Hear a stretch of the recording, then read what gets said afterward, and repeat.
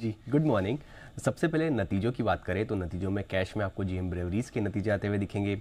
Lakshmi organic industries जहां पे board बैठक में क्यूआईपी के इशू प्राइस पर विचार किया जाएगा। स्टील एक्सचेंज इंडिया यहां पर बोर्ड बैठक में फ़ंड जुटाने पर विचार किया जाएगा। आईडीएफसी फर्स्ट बैंक लगभग 33 करोड़ शेयर्स जो है लिस्ट होंगे जो क्यूआईबीज को अलॉट किए गए थे। एक्स डेट है गुजरात थेमिस बायो में जहाँ पे स्टॉक स्प्लिट है ₹5 से ₹1 का, और थेमिस मेडिकेयर जहाँ पे स्टॉक स्प्लिट है ₹10 से ₹1 का। खबरों पे आ जाते हैं। खबरों में सबसे पहले शिपिंग कॉर्पोरेशन ऑफ इंडिया, यहाँ पर आपको ध्यान रखना है क्योंकि जी बिजनेस से खास बातचीत में शिपिंग कॉर्पोरेशन ऑफ इंडिया के सीएमडी ने बताया है, वो उन्होंने बोला है कि शिपिंग कॉर्पोरेशन के विनिवेश की प्रक्रिया जो है वो जारी है और सरकार का जो लक्ष्य है वो FY24 में पूरी होगी जो है विनिवेश की प्रक्रिया।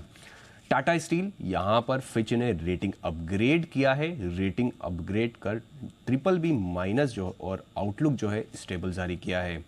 जीनस पावर इंफ्रास्ट्रक्चर यहाँ पे इनकी सब्सिडरी को लगभग अगर आप देखें 3115 करोड़ के ऑर्डर मिलते हुए दिखे हैं, और ये अगर आप देखें लगभग 35 लाख स्मार्ट प्रीपेड मीटर्स के लिए जो है इनको ऑर्डर मिलता हुआ दिखा है, और इसके चलते अब इनकी कुल ऑर्डर बुक अगर आप देखें तो लगभग 14,000 करोड़ की हो गई है।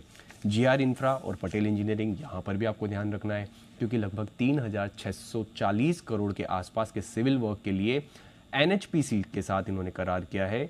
और अगर इसमें देखें इस कंसोर्शियम के तो पावर और एनएचपीसी के बीच जो ये करार होता हुआ दिखा है।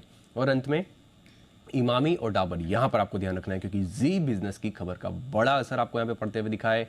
ठंडे तेल पर की गई जो कवरेज का यहाँ पर बड़ा असर होता हुआ दिखा है। उपभोक्ता मामलों में मंत्रालय ने इसका संज्ञान किया है और उन्होंने ड्रग और फूड रेगुलेटर को इसके लिए चिट्ठी भी लिखते हुए दिखे हैं, और ठंडे तेल के विज्ञापन को भी वहाँ पर विज्ञापन की भी जो है समीक्षा होती हुई दिखेगी। चलिए, तो ये कुछ खबरें हैं और ट्रिगर्स हैं जिनके दम पर इन चुनिंदा स्टॉक सेक्टर्स में एक्शन दिखेगा। लेकिन अरमान, बहुत सारे दूसरी तिमाही के नंबर्स भी निकल कर आ रहे हैं, तो बिजनेस अपडेट क्या है, कौन सी कंपनीज का है, कैसा है?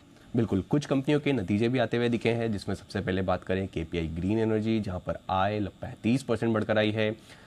कामकाजी मुनाफा देखें वहां पर भी 35% के आसपास की बढ़ोतरी है। मार्जिन्स भी थोड़े इंप्रूव हो गए हैं, 32.7% से इंप्रूव होकर 32.9% पर आते हुए दिखे हैं, और मुनाफे में भी आपको 67% के आसपास का उछाल दिखेगा।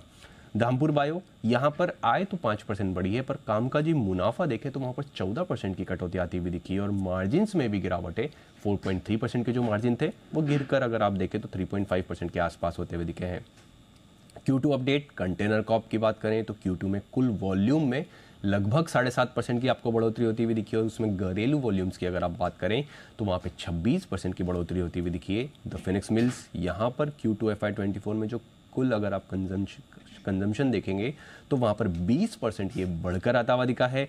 और अंत में कीस्टोन रियल्टर्स की बात करें तो कंपनी ने FY24 के जो दूसरी तिमाही के लिए लगभग 306 करोड़ का प्री सेल्स जो है वो दर्ज किया है, और FY25 के अगर आप देखें दूसरी तिमाही में कलेक्शंस जो है वो लगभग 585 करोड़ के आसपास जो है वो होते हुए दिखे।